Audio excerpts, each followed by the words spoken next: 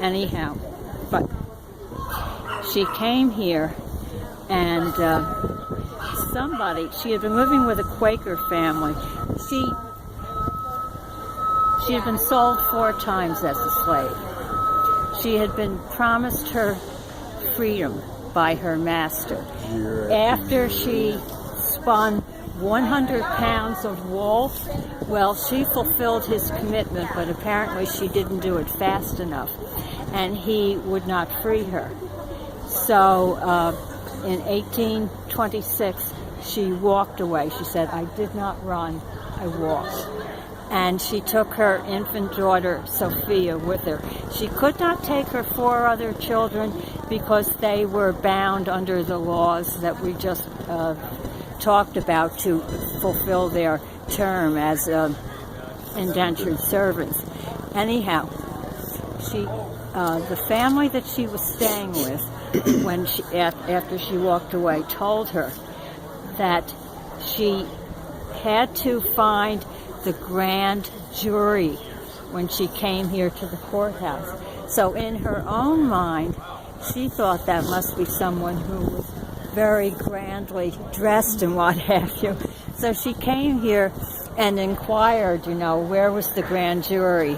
And fortunately, someone straightened her out. Interestingly enough, 2 well-known attorneys in Kingston helped her out, and she was able to regain Peter's freedom. The sad thing is, when he was brought into court, he didn't recognize her.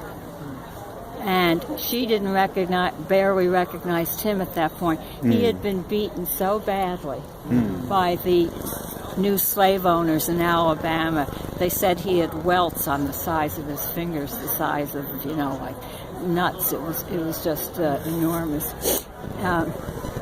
Anyhow, she left here, as you probably know, and went to New York City. She worked as a domestic for a religious community. From there, she moved to Northampton, Massachusetts. She was involved in a religious community there.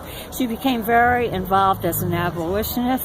She had the temerity to ride streetcars in Washington, D.C. to try and force desegregation. She ultimately ended up in Battle Creek, Michigan. She became nationally known. She gave speeches all over the United States. Probably her most famous one is the one that she gave in Ohio, in which it's called "Ain't I a Woman?" Right. And it is very, very stirring. And she is our earliest feminist. Many of us see her as the icon of feminism. Absolutely. Women's rights, yes. So, There you have it. she was born as a slave here in Ulster County. And, But died as a free, powerful icon. yes. Still. And she met President Lincoln, and she was also welcomed at the White House by President Grant. Yes. Thank you so much. I never realized, I only read recently that she was over 6 feet tall. Yes, she was very tall. Yes. She only spoke Dutch until Yes. she was 9 years old. Yeah. And you had mentioned earlier that writings suggest that she maintained her Dutch accent even after she was learned to speak English. Right. That's right. Okay, let's hustle over. There you have it.